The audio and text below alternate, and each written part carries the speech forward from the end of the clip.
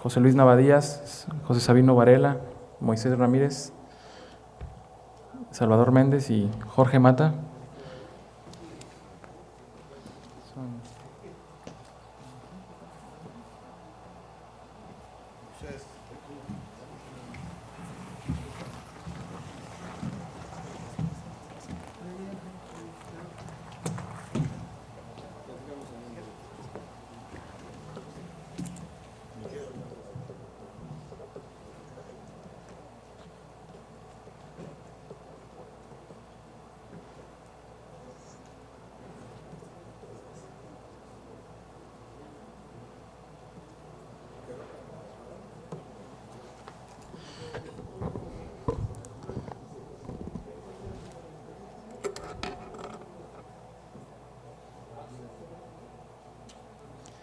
Bien, entonces vamos a iniciar con este panel que se llama Auditoría y Fiscalización en la Ingeniería de Costos. El Sistema Nacional Anticorrupción lo va a abordar el ingeniero Nava en su siguiente presentación.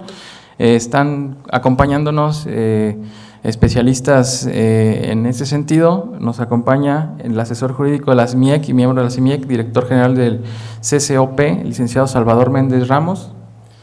Nos acompaña también un miembro ya de mucho tiempo de la Sociedad Mexicana de Ingeniería Económica y de Costos, el ingeniero Moisés Ramírez Esquivel. Nos acompaña nuestro vicepresidente de la SMIEC, ingeniero José Sabino Varela Aramburo.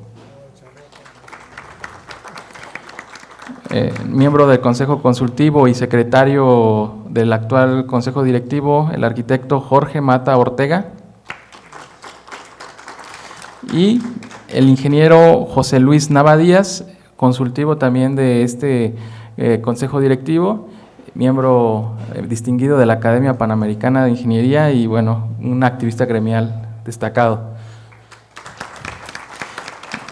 Tendremos una participación de cada uno de ellos por los tiempos de 7 minutos, en el cual pues iniciará el arquitecto Jorge Mata Ortega, le cederá la palabra al ingeniero Moisés Ramírez, después al ingeniero Sabino Varela, licenciado Salvador Méndez y finalmente el ingeniero José Luis Nava terminará este panel. Bueno, iniciamos. Gracias. Muy buenos días tengan ustedes. Bien, iniciaré esta charla con una breve reflexión, que es la siguiente.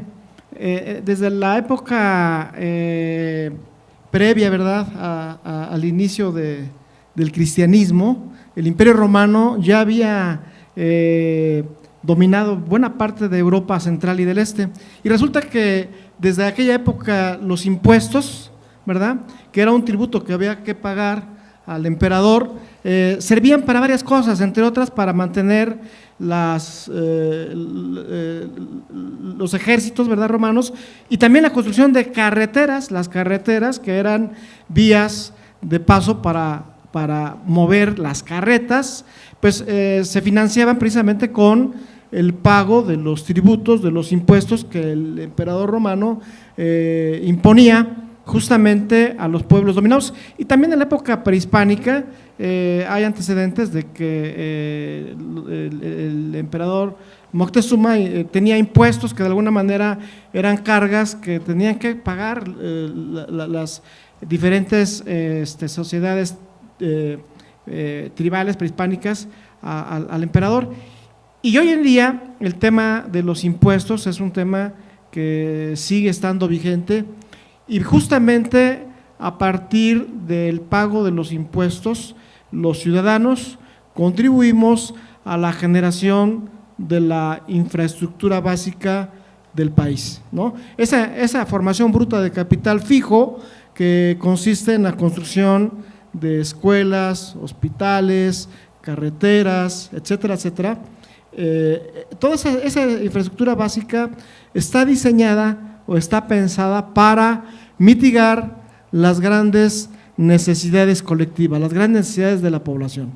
Entonces, de una u otra manera, esos conceptos siguen estando vigentes al día de hoy, y justamente la ingeniería de costos como tal es una herramienta que permite, como lo hemos visto y discutido a lo largo de estos días, es una herramienta que permite establecer modelos matemáticos para predecir el costo probable de la infraestructura, el costo probable de la ejecución de una obra, llámese pública o llámese privada. Entonces, los diferentes modelos que aquí hemos planteado, que se han discutido, de alguna manera permiten predecir algo que aún no existe, ¿no? Un plano, un proyecto ejecutivo, es una imagen conceptual de un sistema, de un todo que no existe todavía, pero al momento de analizar esos planos nos dicen cómo va a ser, ¿no?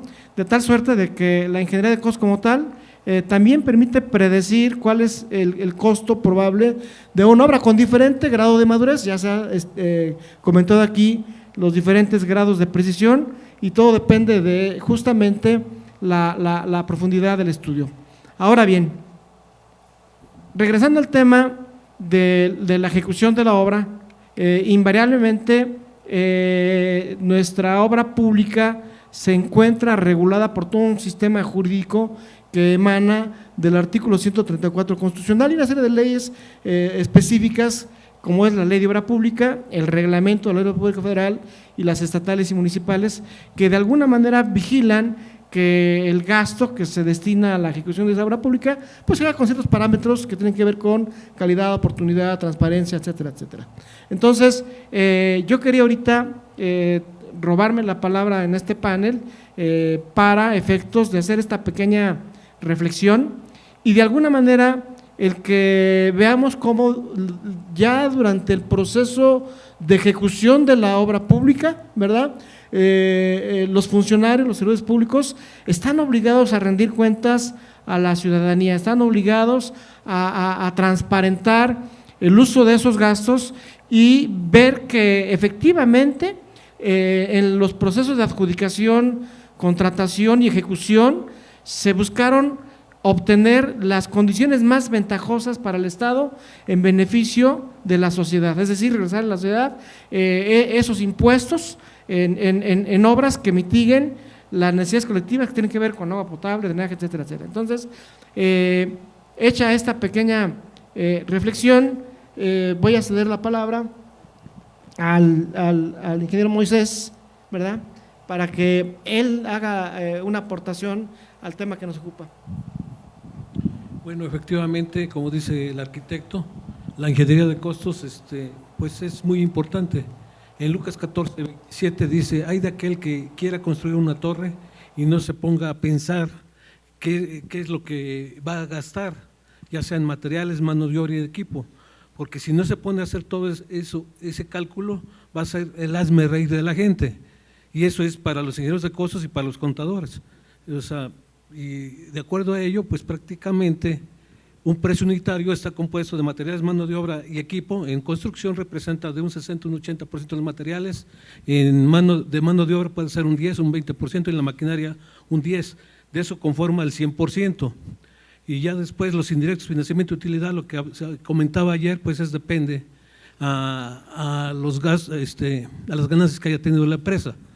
La empresa hace los cálculos indirectos, financiamiento, utilidad y gastos, se integra el precio unitario. Después de todo ello, al momento de que nos revisan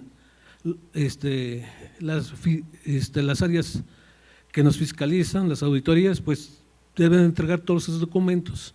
Salen los precios extraordinarios que no deben de rebasar más del 25% del costo total de origen de la obra. Si se rebasa el 25%, pues es harina de otro costal, se tiene que someter a ello para todos los precios unitarios que van surgiendo, se deben de analizar con los básicos de origen de concurso. Luego de ahí vienen los ajustes de costos y debe estar totalmente controlado todo ello. Eso es lo que son los costos. No sé. Muy bien, retomando la oportuna participación del ingeniero Moisés, ¿verdad? Él plantea que la integración de los precios unitarios pues debe de haber una adecuación muy precisa entre el proyecto, las especificaciones de construcción y las normas de calidad, ¿verdad? Es decir, la matriz del precio unitario estructurado en cargos directos, cargos indirectos, cargo por financiamiento, cargo de utilidad y cargos adicionales, ¿verdad? Estructurados de esa manera, deben de tener una armonía y deben de estar bien concatenados con el proyecto ejecutivo, las normas de calidad de los materiales que se aplican en la obra pública, las especificaciones de construcción, el catálogo de conceptos, etcétera, de tal suerte de que justamente con posterioridad durante el proceso de ejecución vienen los órganos de revisión y al hacer la tarea de fiscalización van a contrastar los productos terminados, que es la obra, y van a ver si esta obra como producto terminado se ajustó o no a lo pactado, ¿verdad? Pero por otro lado, también hacía una reflexión muy interesante el ingeniero Moisés, de que a veces en el proyecto ejecutivo, dada la velocidad con la que se ejecuta o se diseña, hay actividades que no están contenidas en el catálogo original y eso nos trae como resultado órdenes de cambio o trabajos extraordinarios, ¿verdad?, o volúmenes excedentes que tienen un tratamiento muy especial en materia de obra pública y que están regulados por la normatividad y que, bueno, no quisiera robar más mi participación, voy a ceder la palabra aquí al ingeniero para que él nos haga los comentarios pertinentes desde la perspectiva de la CEMIC. Muchas gracias. Bueno, tocando el tema que nos ocupa, que es la fiscalización y el Sistema Nacional Anticorrupción, yo quisiera comentar un poco acerca de precisamente el tema de fiscalización, entendiendo la fiscalización como la parte que se ocupa de garantizar o observar o verificar que todo lo que se ejecutó en una obra, en un contrato de obra, esté totalmente devengado, es decir, que esté realmente ejecutado y cobrado debidamente. Ahí tenemos muchas cosas de qué platicar, pero me gustaría hablar del tema que pertenece a esta asociación, a esta sociedad, que es el de los costos. ¿Qué pasa en un contrato de obra pública cuando lo ejecutamos? Regularmente un contrato de obra pública se ejecuta con base en un proyecto ejecutivo. El proyecto ejecutivo muchas veces no es o no corresponde a lo que realmente es la necesidad, no es realmente un ejecutable el proyecto. Tenemos unos vicios, hace rato nos comentó nuestro compañero de Perú que no se sanciona a los diseñadores. Y es cierto, aquí en México también pasa, las empresas que hacen la ingeniería y el diseño regularmente nunca se involucran o tienen alguna responsabilidad en hacer un buen o mal proyecto. Entonces eso repercute en vicios ya dentro de la ejecución de la obra. Estos vicios generan que en la misma obra se tenga que hacer adaptaciones a este proyecto, lo cual genera un costo. ¿Por qué genera un costo? Porque los trabajos que estaban o los conceptos de obra que estaban considerados originalmente ya no son los que corresponden o los que requiere o los que tiene la necesidad de esta obra. Entonces hay que generar nuevos conceptos y estos conceptos requieren un mayor costo y sobre todo un tiempo. Entonces al momento de ser fiscalizados, tanto la empresa como la entidad contratante tiene la obligación de documentar y certificar que todos los gastos que se erogaron por conceptos adicionales, extraordinarios, que no estaban contemplados en ese proyecto, han sido debidamente, están o son debidamente justificados. Ese es el gran problema que tenemos y que debemos de resolver, porque es algo muy común. Es decir, estamos construyendo un edificio, me surgen algunas instalaciones que no estaban consideradas, las construyo, pero nunca documento esa construcción.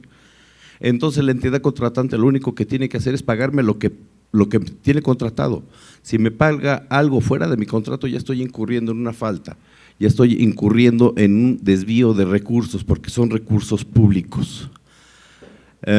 Entonces ahí, ¿qué es lo que tiene que hacer la empresa? Primero, documentar y certificar que lo que está haciendo lo requiere el proyecto, que lo ejecutó y que y fue autorizado por el que está autorizado por ejecutar, en este caso sería el residente de obra o el funcionario que esté a cargo de la dependencia. Otro documento muy importante para documentar todo este proceso o todos estos cambios que pueda tener un proyecto es la bitácora de obra, y es un documento que generalmente no se lleva o no va al día en ninguna de las obras. ¿Por qué? Porque se ha creado un vicio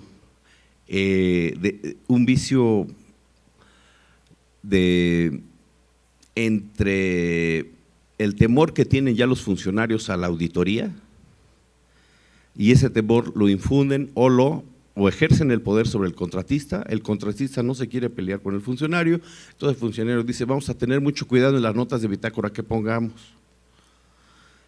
¿Qué pasa? Se va retrasando este proceso de documentar la obra, y al momento en que requieres tú justificar todo este gasto que tuviste extraordinario, ya estás atrasado en el proceso.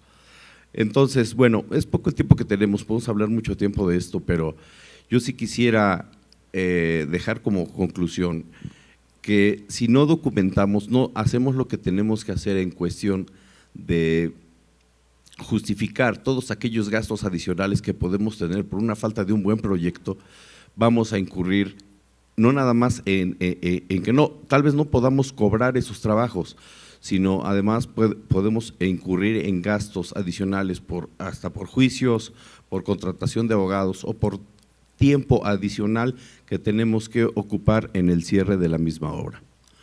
Muchas gracias. Muy bien, retomando la participación extraordinaria aquí del ingeniero, ¿verdad? Habrá que hacer énfasis muy especial en la prueba de la carga, es decir, la bitácora no es un medio, digámoslo así, de comunicación, sí es un medio de comunicación oficial entre contratista y contratante, pero más allá de eso, en mi humilde opinión, la bitácora es un instrumento jurídico que vincula a las partes respecto al cumplimiento de las obligaciones recíprocas. De ahí que en la bitácora tenemos que documentar todos y cada uno de los cambios que se llevan a cabo durante el proceso de ejecución de la obra. Y en la bitácora tenemos que documentar rendimientos, entregas de proyecto, recursos que se utilizaron para la ejecución de un concepto de trabajo extraordinario, porque muchas veces en el proceso ya de la revisión resulta de que no hay elementos suficientes de prueba, ¿verdad? Y ahí es cuando vienen los diferentes entes que tienen la facultad de revisión de la cuenta pública y vienen los problemas, ¿verdad? Y dentro de esos entes está precisamente la Auditoría Superior de la Federación o los órganos internos de control.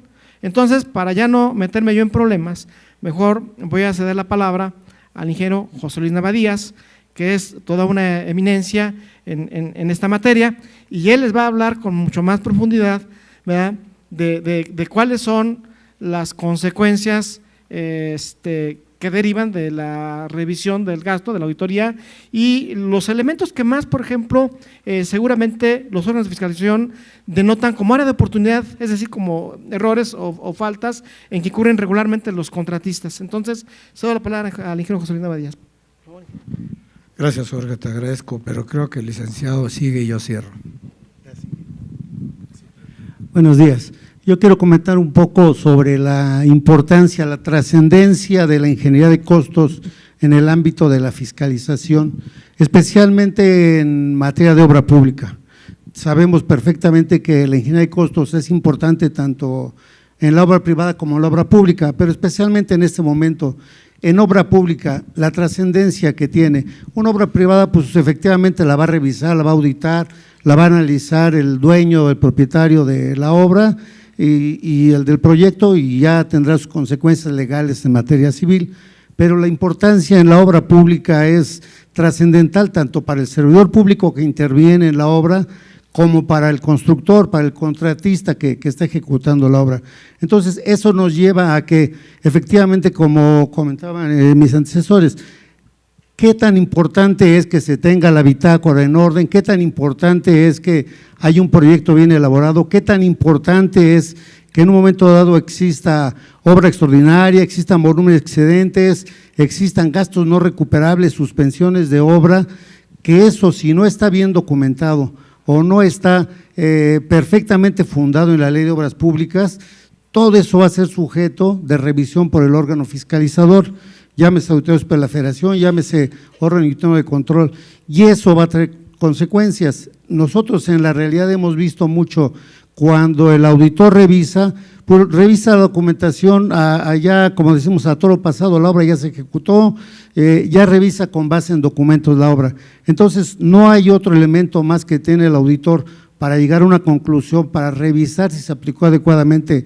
la ley o no, más que la documentación que tiene. Entonces, se vuelve otra vez importante qué documentación tengo de acuerdo a la ley para poder soportar una revisión de auditoría que me lleve a que el resultado sea el adecuado, sea el correcto, que se llevó a cabo de acuerdo a la normatividad de la obra.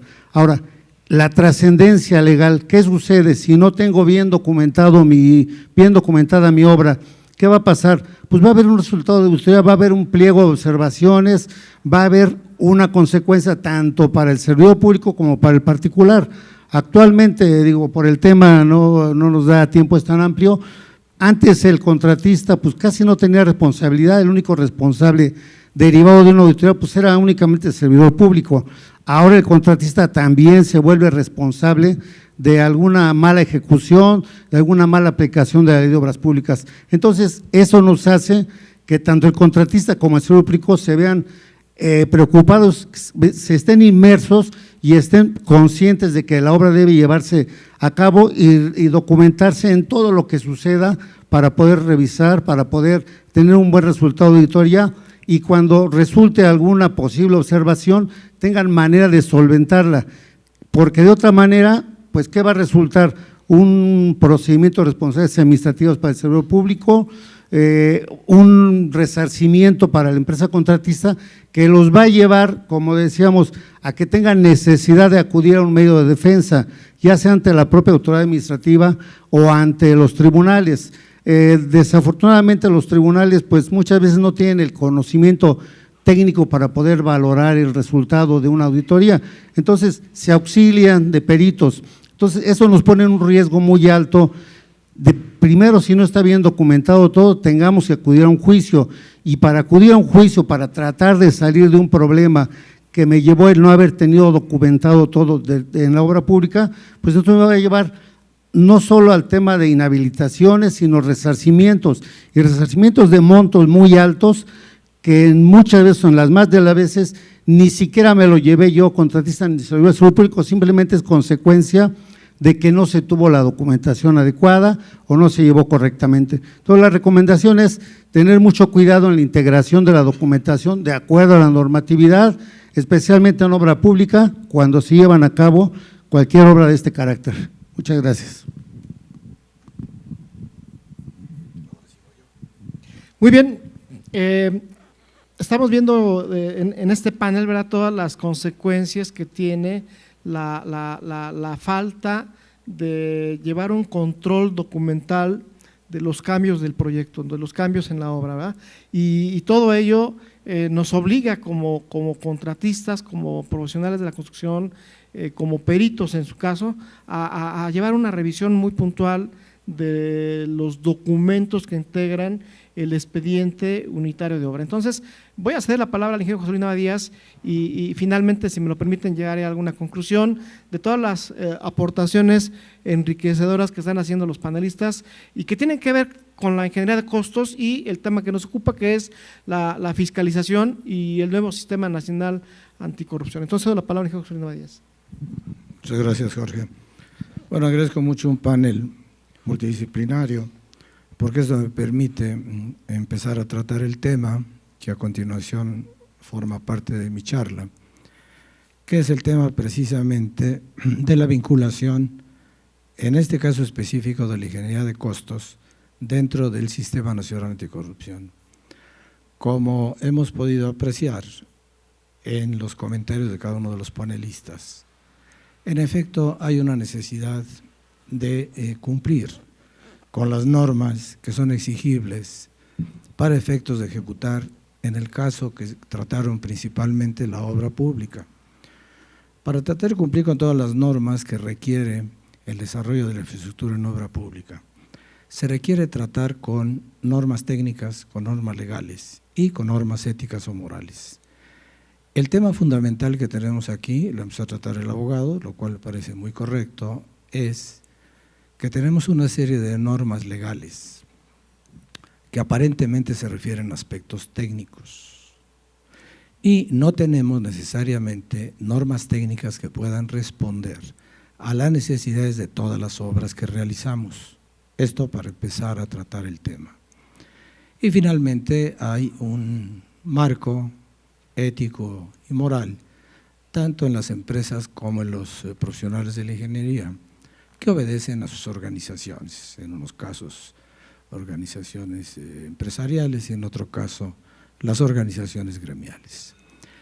Entonces, el tema que yo desarrollaré, y lo tengo que anunciar porque si no sería como terminar la ponencia en estos 10 minutos que tengo, el tema es un tanto complejo de tratar, no en 8 minutos, en las 45 minutos que pudiéramos desarrollarlo.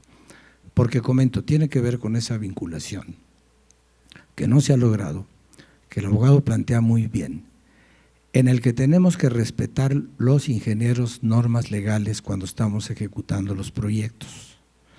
Cuando estamos ejecutando los proyectos hay una serie de normas legales que nos atañen, además de las técnicas, que en mi opinión están pactadas en el proyecto. Cuando el contrato del cual vamos a desarrollar para fines del proyecto, finalmente el proyecto que ejecutamos, decía Sabino por ahí, es un proyecto diferente al contratado. Entonces estamos ahí ante francamente, una invertebración del marco legal aplicable a toda la obra que se maneje en esos términos. Porque por un lado contratamos un proyecto que no se va a desarrollar, ya lo dijeron mis compañeros. Y por el otro lado, estamos desarrollando una obra que no tenemos contrato. Y así nos seguimos, Y desafortunadamente, al último es una pelea entre profesionales de la ingeniería que solo manejan normas técnicas y tienen que recurrir a ver si cumplieron las normas legales, y lo apuntó el abogado con claridad. Y finalmente recurrimos a un juez que no necesariamente es experto en derecho administrativo de contratación en obra pública, y por el otro lado tampoco es necesariamente experto en normas técnicas y legales para interpretar las especificaciones de construcción a las que Jorge se refirió, que forman parte contundente del proyecto, son los términos de referencia. De manera que aquí tenemos un problema que no quisiera yo sino apuntar ahora para tratar en la próxima presentación, derivado de todo lo que mis compañeros han dicho, para tratar de explicar esto con un poco más de detalle en los casos que sean necesarios. Yo ahí lo dejaría por lo pronto, para no consumir el tiempo que me falta a mí después, ¿no?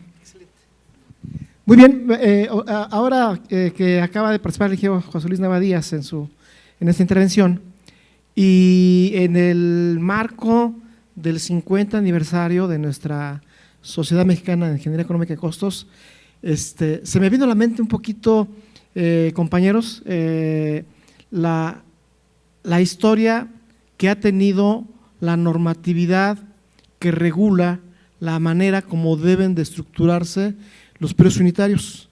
Y me acordé, señores, de las reglas generales para la contratación y ejecución de obra pública, ¿verdad? ¿Se acuerdan?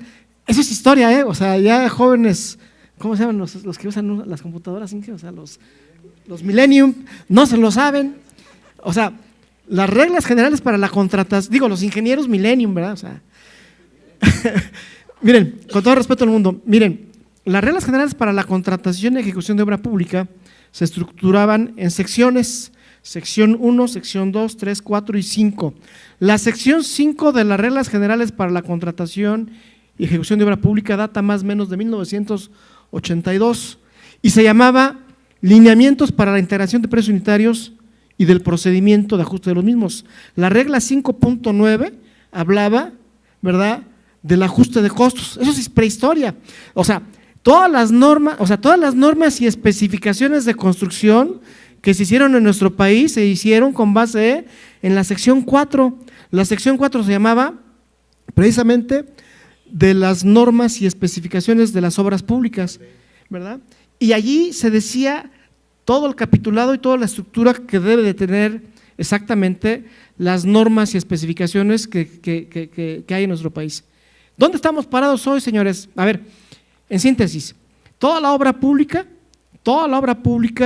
está regulada por una ley administrativa muy rígida, ¿verdad?, que emana del artículo 134 constitucional, ley de obra pública y su reglamento, y ahí ya viene una serie de reglas que son inviolables, que se deben de observar para el armado, el análisis y estructuración de los precios unitarios, ¿sale? Y dirán, ¿y dónde está entonces parada la obra privada? Bueno, la obra privada hoy en día, ¿verdad?, hay una norma oficial mexicana, una NOM, que se estuvo trabajando durante más o menos 2 años en una comisión interdisciplinaria de profesionistas muy destacados por parte de la Cámara Mexicana de la Construcción, de los colegios de ingenieros civiles, de la Sociedad Mexicana de Ingeniería Económica de Costos, etcétera, y todos ellos estuvieron aportando a lo largo de 2 años, ¿verdad?, una serie de elementos, de criterios para efecto de estructurar una norma oficial mexicana que sea de carácter general aplicable para la estructuración de los costos, fundamentalmente en obra. Esto ya sería de carácter general. Entonces yo quería ahorita, en el marco de este 50 aniversario, hacer un pequeño recuento de esa historia, ¿verdad?, y que pongo a consideración de este foro, para efecto de recordar que toda la normatividad ha venido evolucionando, viene desde 1976 y hoy en día sigue estando vigente y sigue siendo el marco teórico de referencia que nos ayuda o que nos obliga a tener una serie de parámetros para poder estructurar los costos, ¿no?, presupuestar los costos de una obra. Bien, yo con esto quiero agradecer aquí a los panelistas y abrimos rápidamente una sesión de preguntas y respuestas para efecto de cerrar con esta participación.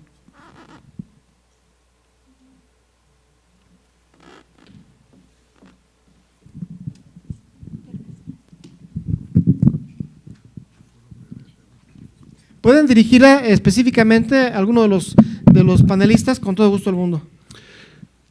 Rafael Flores, Unión Mexicana de Asociación de Ingenieros, en lo particular a usted, al amigo arquitecto Mata y obviamente al ingeniero Nava, que son los que más conozco. A razón histórica, como dicen, el concepto de proceso constructivo y que algo no salió bien, pues el coloso de Rodas, ¿no? No decir de tantos metros va a estar, lo multiplicamos por 2 y multiplicamos por 2 nada más tanto material, pues no fue así, fue uno de los primeros de auditoría auditados y que decían algo no aconteció.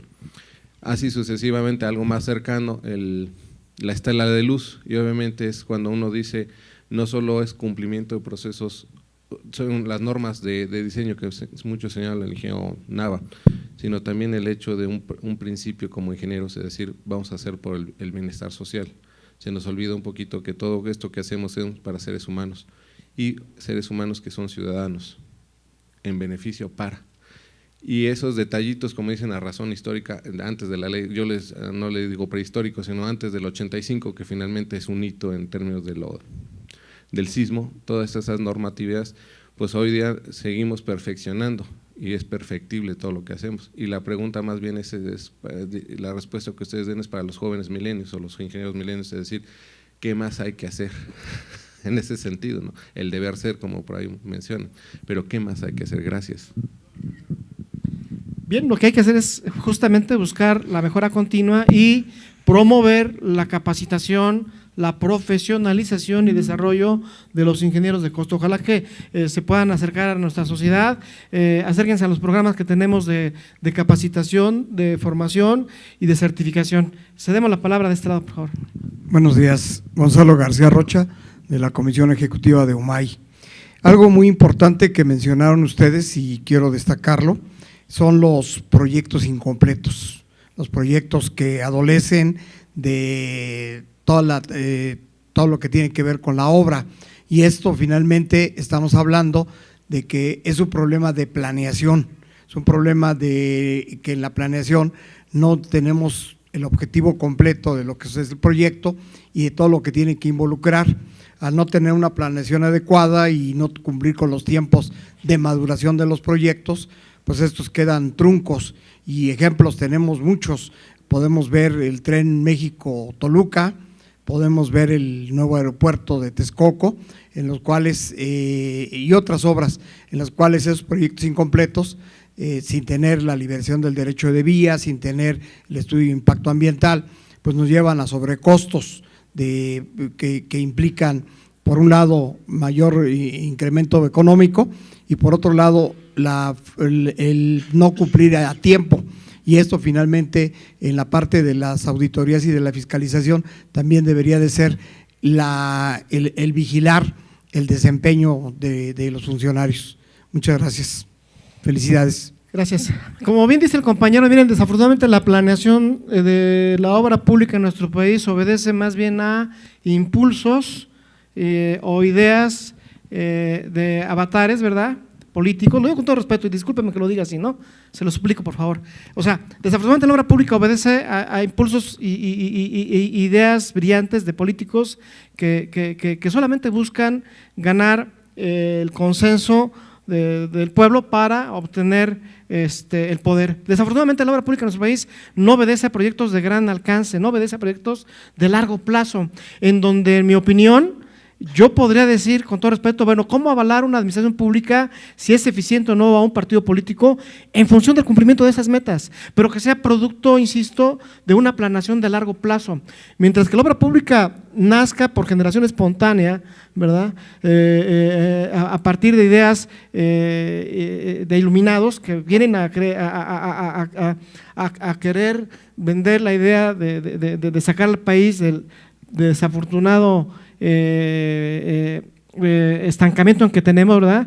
Mientras que no logremos eso, señores, no vamos a salir del bache. Desafortunadamente, nuestro país, después de ser un país prominentemente petrolero, exportador de hidrocarburos, ¿verdad?, hoy en día la realidad es que se desmanteló la industria petroquímica y, por desgracia, la fuente principal de ingresos del gobierno federal para financiar obra pública está en franca decadencia y, por desgracia, el único medio que tiene el Estado ahorita para poder financiar sus finanzas públicas es a partir de los contribuyentes. Por eso es que hay una política fiscal muy dura, muy rígida, y desafortunadamente, insisto, las malas decisiones de los gobernantes hoy nos han llevado a que la infraestructura petroquímica, la infraestructura de largo alcance del país esté en una posición un poquito estancada. Perdón que haya hecho esta reflexión, no sea oportuna, pero agradezco la presencia del compañero y me dio pie a hacer esta precisión.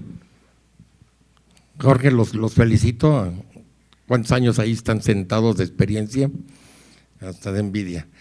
Bueno, se trata de esto. En las auditorías he observado que no les dan las facilidades a los auditores. Siempre les entregan todo encriptado, todo escaneado, nada magnético, y pues les cuesta mucho trabajo desarrollar su labor de inspección como lo marca el artículo 134 constitucional, que se deben de aplicar bien los recursos. Entonces, mi pregunta, deberían de pedir en los pliegos de licitatorios que resguarden todo el material electrónico que generan estimaciones, licitaciones, los archivos del software de costos, por si tienen que revisar ajustes de costos y todo, y no todo en papel. Sí es muy sano que esté en papel porque va foliado y va ¿cómo se llama?, firmado. Pero yo he observado, más ahorita que estamos aquí en la Escuela de Ingeniería Municipal, en la maestría de auditoría, cuesta mucho trabajo revisar, entonces no podemos ni escanear, ni podemos hacer muchas cosas, ¿no? Entonces pienso que la labor de los auditores está limitada por la cuestión, por un lado, tecnológica, y como que es adrede, ¿no? Entonces siento. Gracias. Okay. Ofrecemos un fuerte aplauso ¿o van a dar respuesta? Por favor, hasta ahí. Ofrecemos un fuerte aplauso a nuestros ponentes y les hacemos entrega de un reconocimiento por su participación como panelistas en el primer Congreso Internacional de Ingeniería de Costos en la 14ª Reunión Nacional e Internacional de Costos. Un fuerte aplauso para el arquitecto Jorge Mata Ortega.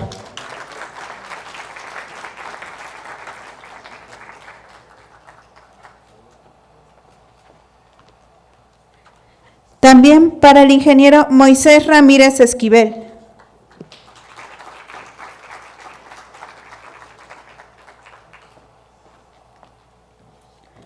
Un fuerte aplauso para el maestro ingeniero José Sabino Varela Arambulo.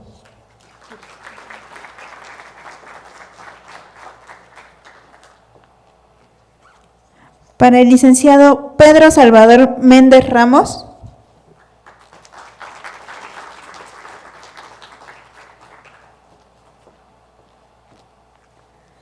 Y por último, pero no menos importante, al ingeniero José Luis Nava Díaz. Un fuerte aplauso, por favor.